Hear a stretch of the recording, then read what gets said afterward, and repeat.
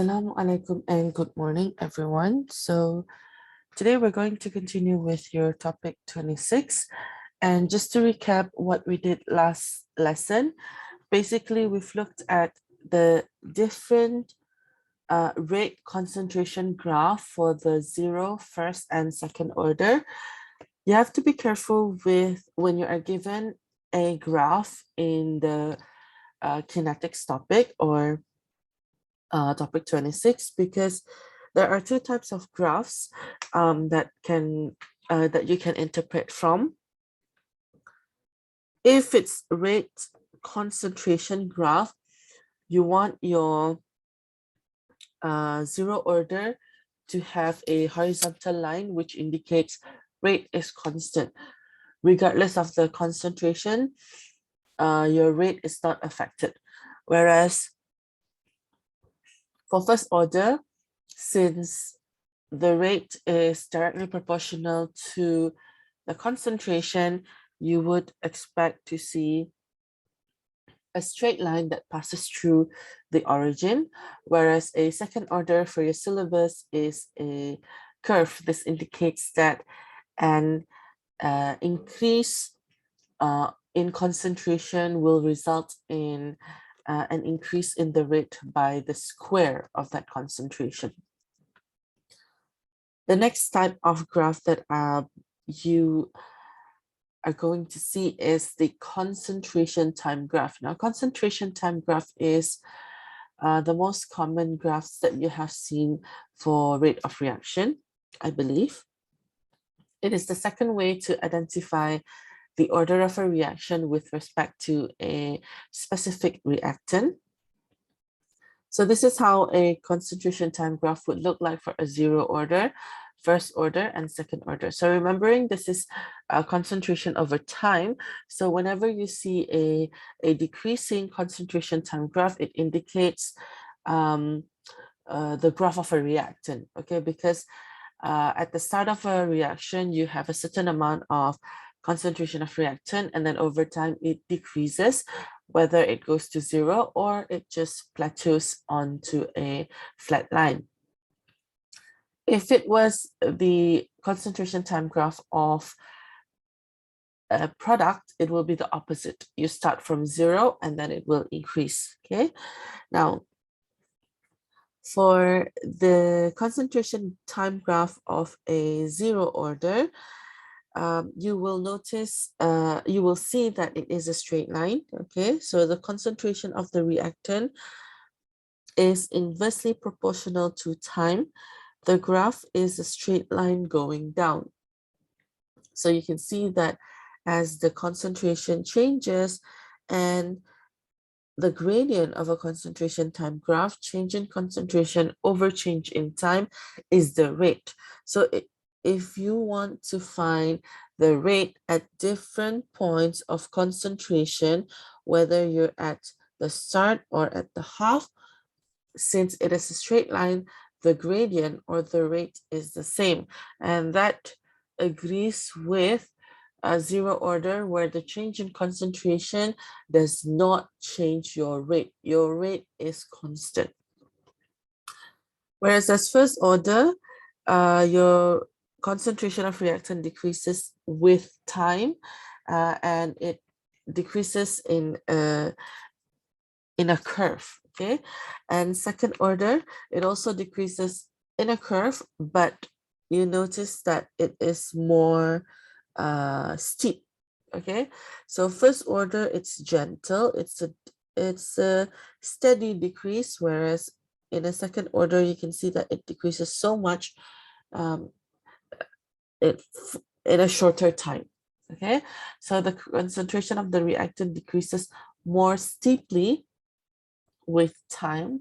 The graph is a steeper curve going downwards, okay? So however, concentration time graph is not great if you want to differentiate between first and second order just by looking at the graph, okay? It's great for zero order because only zero order would have a straight line, whether it's an increasing or a decreasing straight line. However, the problem comes if you were to differentiate between the first and second order because, you know, they look like a curve, especially if you only have one curve and you don't have anything to compare with. Okay, so if we put all these lines and curves together on the same axis of the concentration time graph, then you can see that you can clearly see the difference between the first and the second order. However, if it was individual graph or individual curve, then it would be difficult. Okay, so that's why we have another method or something that can be quantified using this concentration time graph, which will be introduced in the next part, and we call this the half-life. So the difference between the first and the second order is that the first order will have a constant half-life and the second order will not. Okay, right. So here's another example of a first order. As the concentration of the reactant A falls, the rate will be slower, gradient gets less. So you know this already. Over time, the rate decreases because you now have less concentration of reactants, less collision, therefore rate decreases over time, okay? All right, next I want to introduce the concept of half-life. So for this,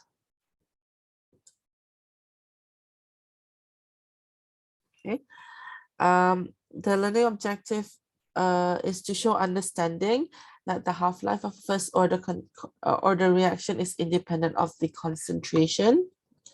Use the half-life of a first order reaction in calculations. Okay, so half-life can be found from a concentration time graph. You will see later why, because of the definition. Half-life is the time taken for the concentration of a reactant to fall to half of its original value.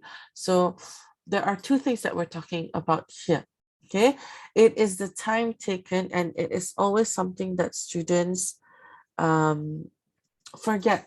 They take the half of the concentration instead, but actually we want the time taken for the concentration to drop by half. Okay, the order of a reaction can also be deduced from its half-life, and to find the half-life we use the concentration time graphs to find the successive half-lives mean one after another.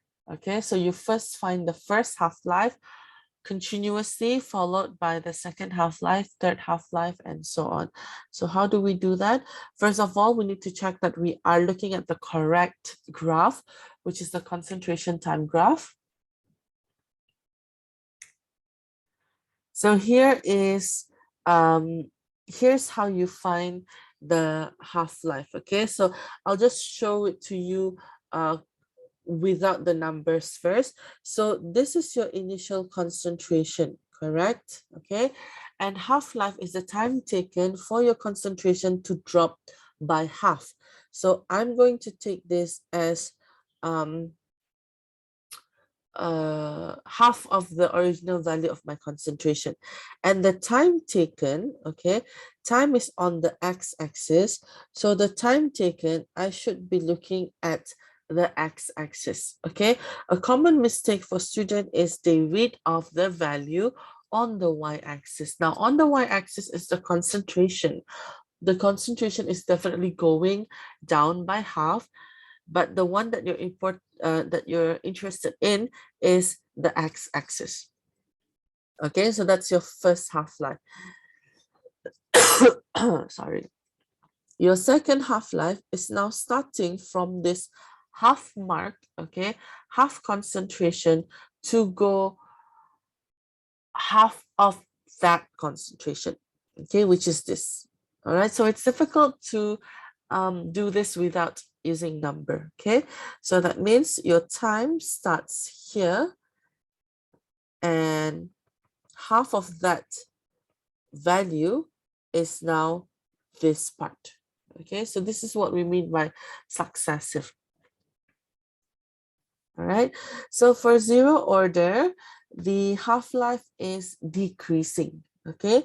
This means that it would take less time for the concentration of reactant to halve as the reaction progresses, okay? So the time tells you how long or how slow it takes for your concentration to go down by half. First order is the one that is that we're interested in usually when we look at the half-life, is that the half-life is constant. So you take this as your first t half.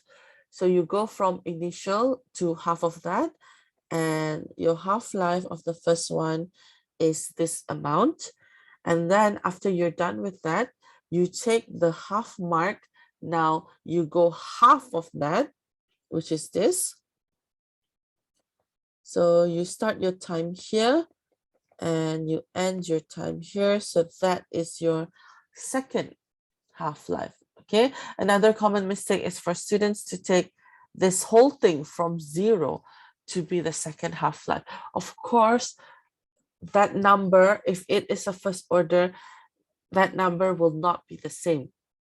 Obviously, if you take it from 0 compared to the section here of the second half-life, then of course the number will be bigger and it will not be constant. And then you will get the wrong answer and say, oh, this is not first order because the half-life is not the same. So the amount of time required for the concentration of reactants to halve will be the same during the entire reaction. As for zero order, the half-life is increasing, okay? This means that as the reaction is taking place, it takes more time. So it takes longer for the concentration to go to half of the value, okay? Right. So this applies for first order only. We have an expression or a formula that we can use for a first order, since the half-life is the same, first one, second one, third one, right? But this does not apply to zero order or second order. So the formula that we can use is T half is equals to ln 2. ln is your natural logarithm. So you just use your ln function in your calculator, 2 over k, where k is your rate constant. Okay, and since it is a first order reaction, the unit of your rate constant is second to the power of -1. How do we know this unit? This unit has been worked out earlier. Okay. Right, so we're going to look at example 1 to practice on measuring successive half-lives, okay? Now you need to remember, in a first order reaction, the half-life is independent of the original concentration of the reactant. So what I mean here is that even if you use 4 moles per dm cube as your initial concentration, or you use 8 moles per dm cube, 1 mole per dm cube, they all will give you the same half-life, okay? Okay, so let's start. Now, please bear in mind that these graphs may not be as accurate, but just so that we can get a nice number, we're going to tweak some of the values. Would not really tweak some of the values, just you know, manipulate a bit so that we can prove that it is the correct order. Okay, so how do we find the half-life? Remembering the definition of half-life is the time taken for the concentration to fall by half. Okay, so here graphically. Okay, I'll show you graphically, and I'll also show you in maybe somewhere here. Okay, right. So initial concentration. So to find the first half-life, okay, your initial concentration is 4. Okay, so you see that 4.0 mole per dm cube, and half of 4 is 2 mole per dm cube.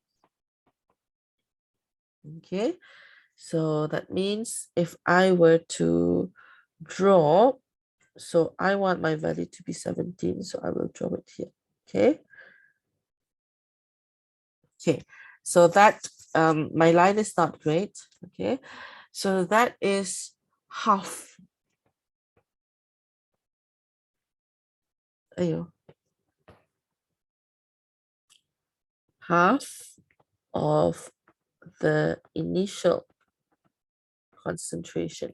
Okay, so that means my time initially was 0,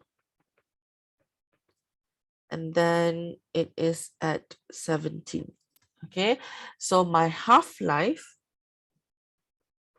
first T half, is 17 minutes. Okay, be careful with the units, and I want the time, not the concentration, so please don't give me the answer 2 mole per dm cube. Okay, the next half-life, I'm going to use a different color. T half, is that not a good color? Maybe something darker. T half number 2, successive. Okay, so that means I have to continue from 2.0. Half of that is 1.0.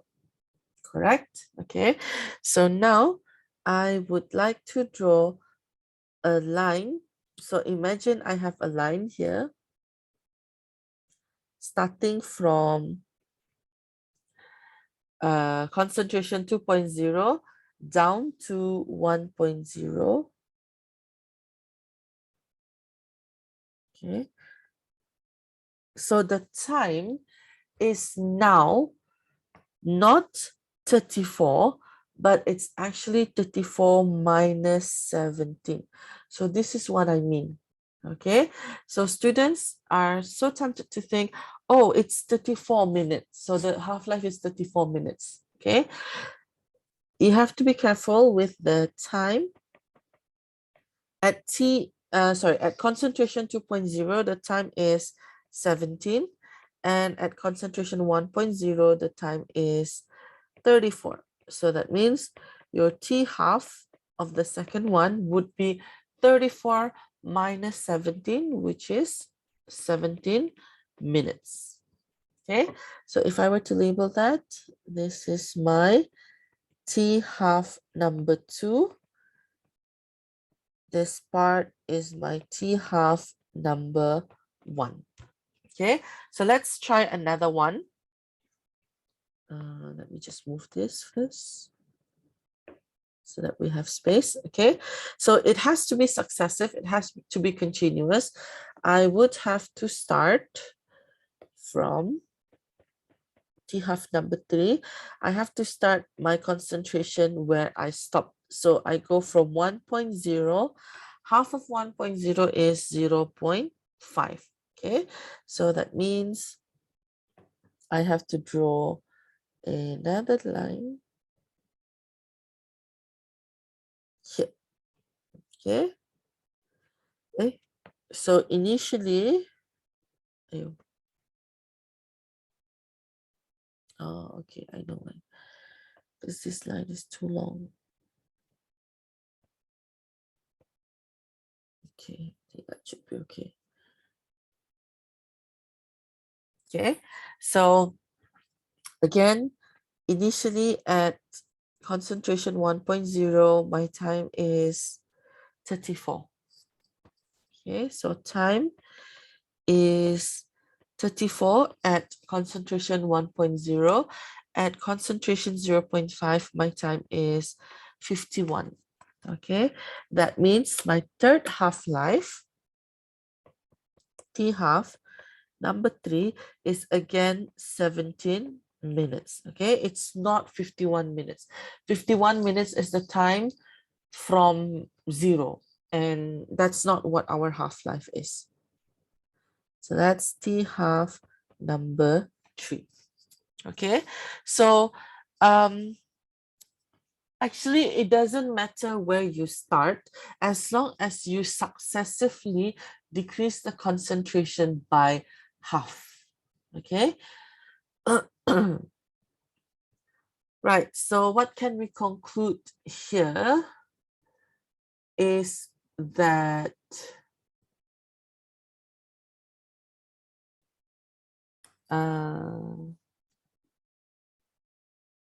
okay, so if you want to copy this down, please take a screenshot. I'm just going to add something on, okay, in the previous slide on this box where it says in a first order reaction, the half-life is independent of the original concentration of the reactant.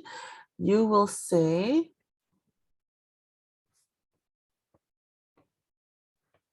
this means that whatever the starting concentration of reactant is for the same reaction, so make sure the reaction is the same, the half-life will always be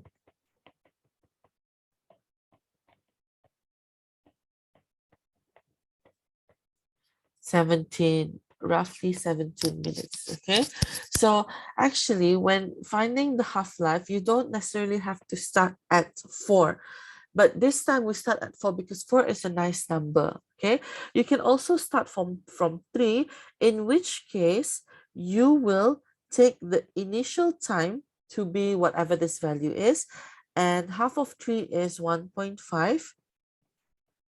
So your first half-life is this part. Okay, it is not from 0. But if you think you will get confused, then I suggest you to just start from 4 moles per dm cube, which is the initial number.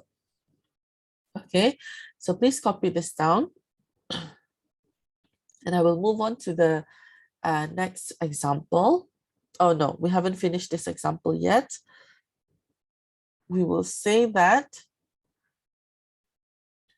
this reaction is first order because the half-life is constant.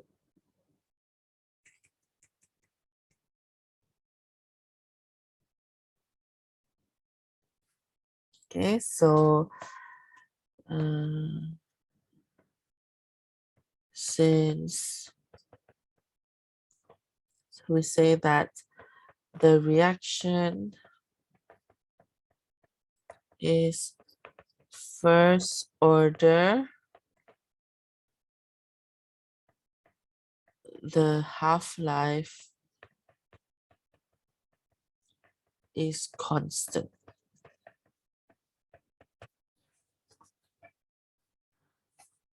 Okay, we move on to the next example. So this is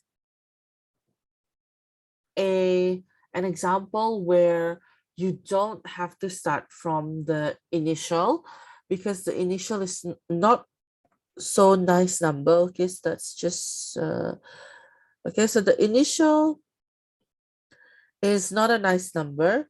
That is actually I don't know, 5.8. Okay, so you don't have to start from 5.8.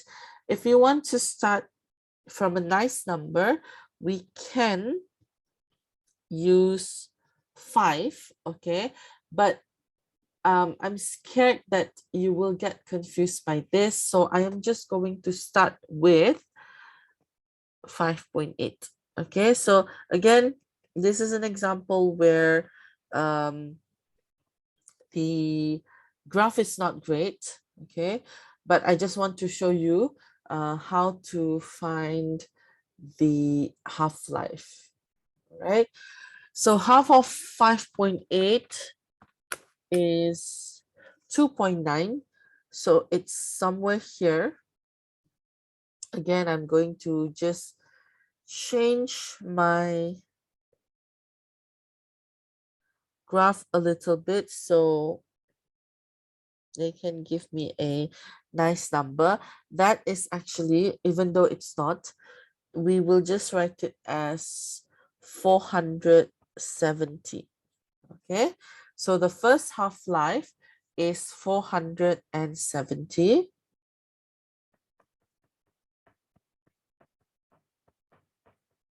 And this is in seconds. Okay, so to the explanation, first half-life is equals to when you go from the concentration 5.8 down to 2.9, which is half, your time goes from 0 to 470 seconds. So that means your first half-life is 470. Your second half-life, as long as you got at least 2 half-lives that you can compare, then it should be enough, unless they want you to find 3 successive half-lives. Then of course you continue to find continue further. So from 2.9, half of 2.9 is 1.45. So you can see that it is not easy to read 1.45. So I'm just going to make an assumption that that is 1.45. And I should get, I will now use a different color.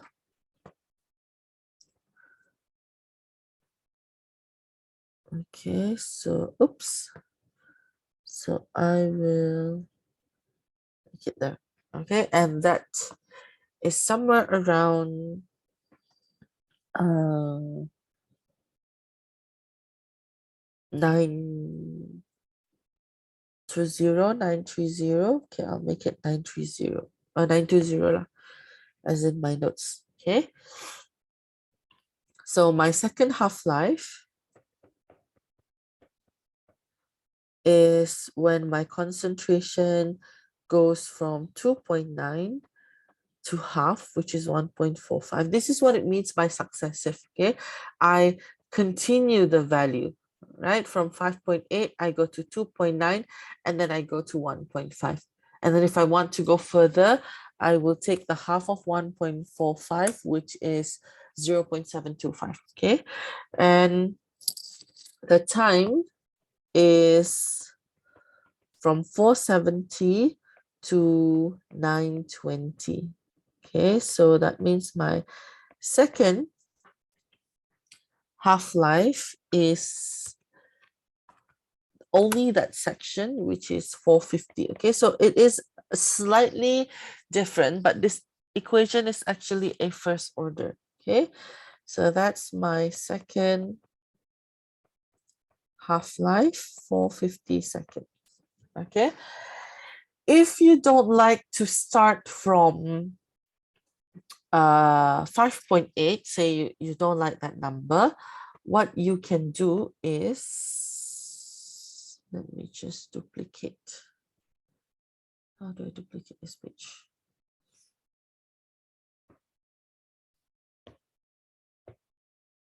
You can also do this. Okay, so I'll just erase this.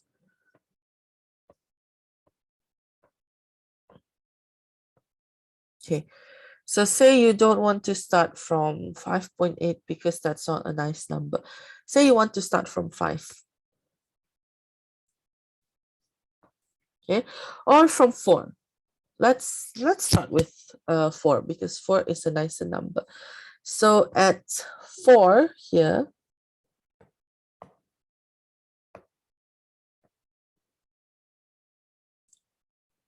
so that is not your half-life.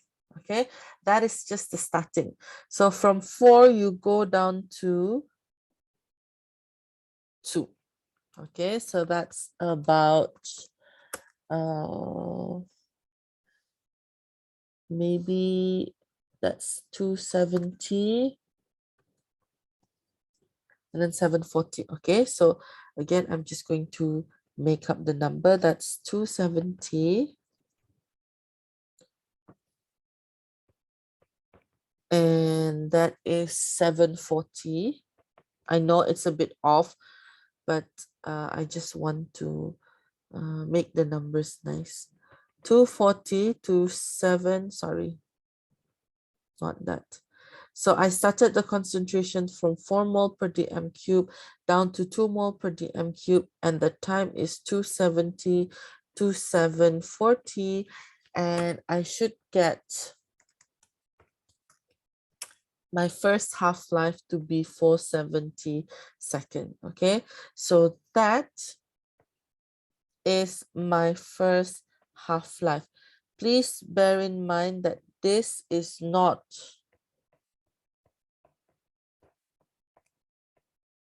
a half-life. Okay, because if you take the half-life of that, you are essentially starting from 5.8 going down to 4, and that is not half of the concentration. So what we're going to do is just ignore this part, ignore this section, and we take our starting time to be 270 instead of 0. Okay, if you want to continue further, concentration from 2 mole per dm cube to 1 mole per dm cube. So I will draw the line there and draw the line there. And that is, maybe I need to make it bigger.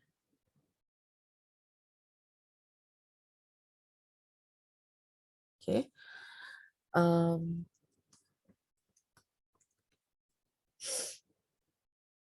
I will take that, although it is not, I will take that as 1190. Okay. If just imagine if we use a proper graph paper, then it will be much more accurate. Okay, so at concentration 2 mole per dm cube, my time was 740. At concentration 1 mole per dm cube, my time is now 1190. So if I take 1190 minus 740, then my half-life is 450 seconds, and that is my second half-life. Okay, so this is another method of finding your successive half-lives, not using the initial concentration. Okay, I think this is worth copying down, but of course give some context. Okay, so the successive half-lives can also be found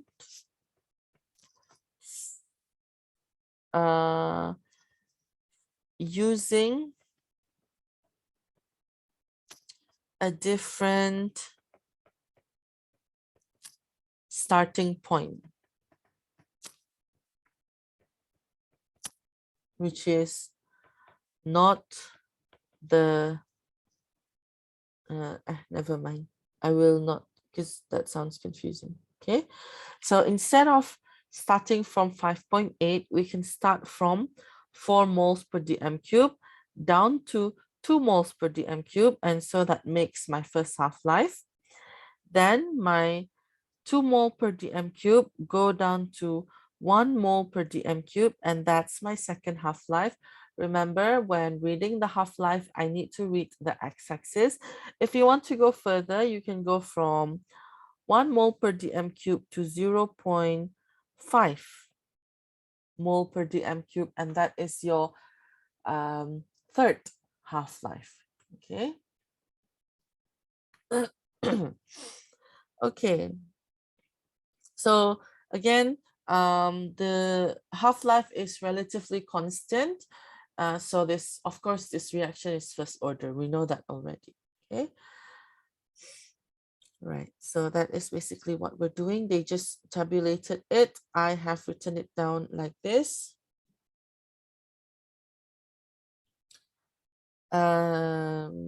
Okay, next is to find orders of reaction experimentally. So I'll just explain to you briefly, but we won't be doing the calculation today, I think.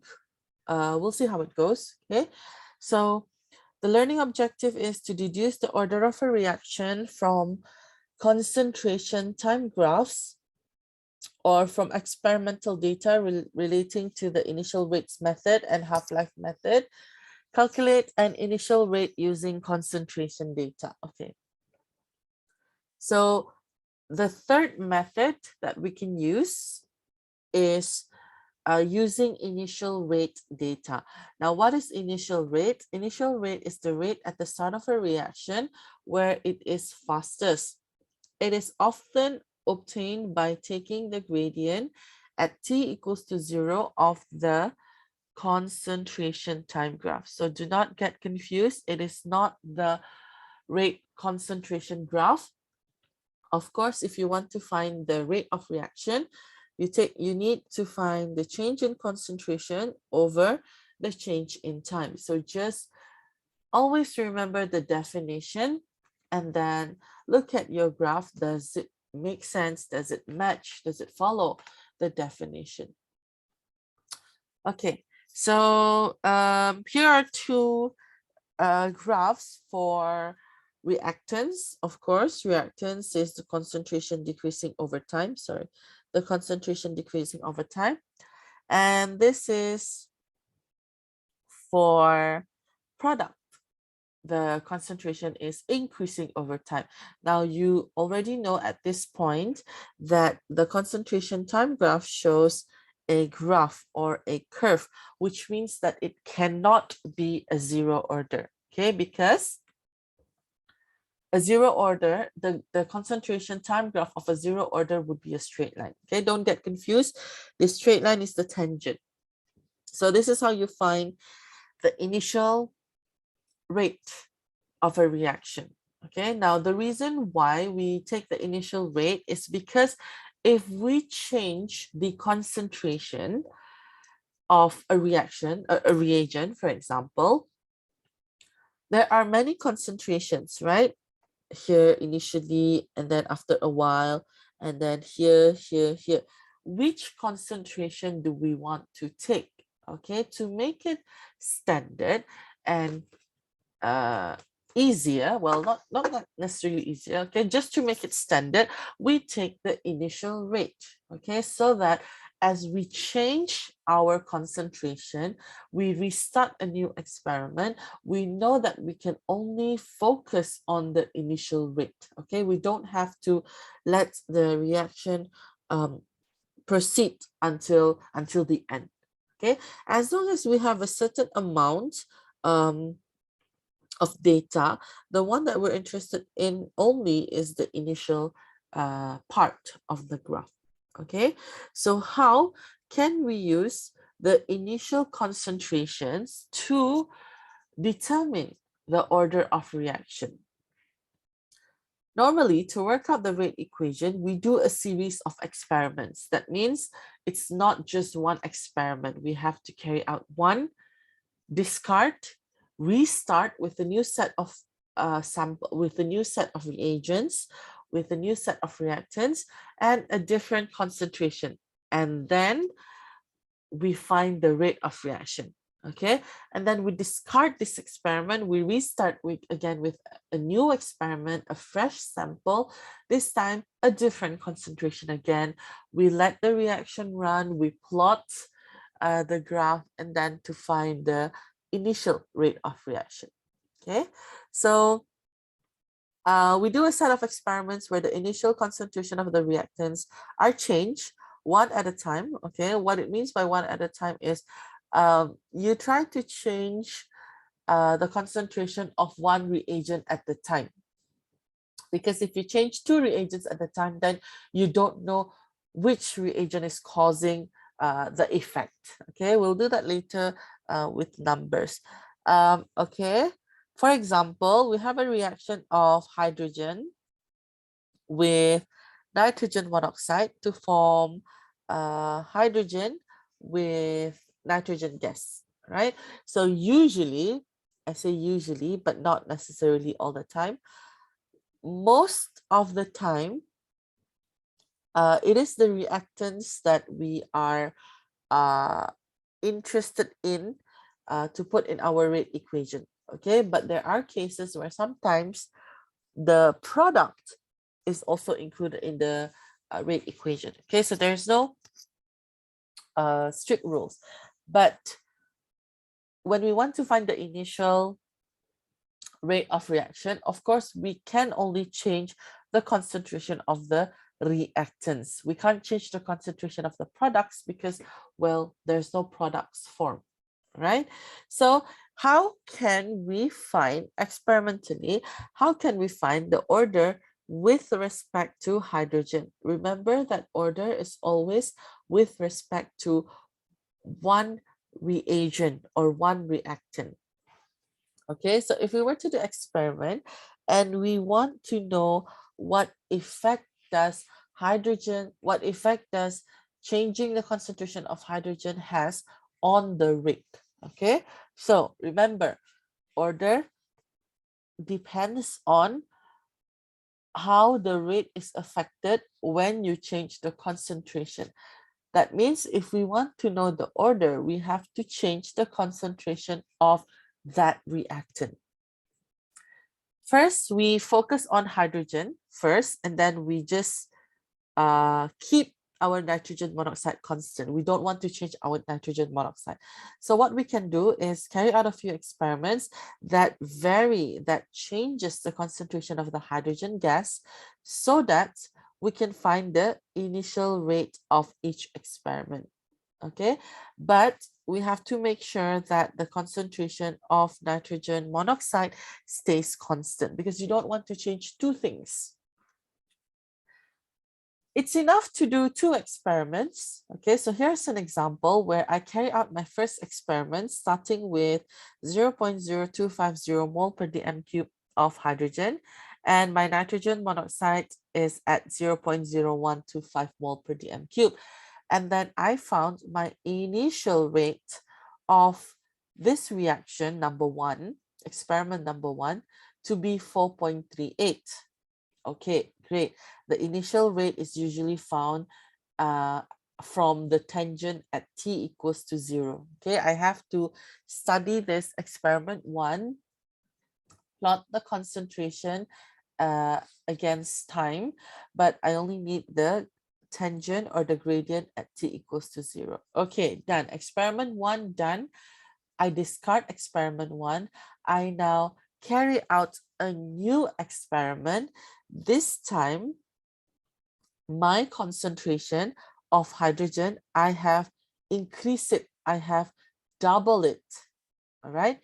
And the concentration is now 0.0500.